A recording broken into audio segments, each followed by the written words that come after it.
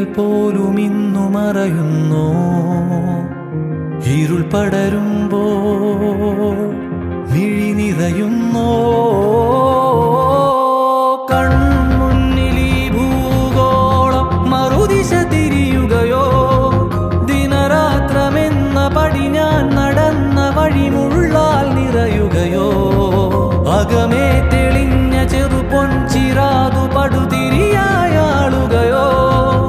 അടരാതെ ചേർന്നു തുടരാൻ കൊതിച്ചതൊരു പാഴ്കഥയാവുകയോ. അരികെ നിന്ന നിഴൽ പോലും ഇന്നു മറയുന്നു.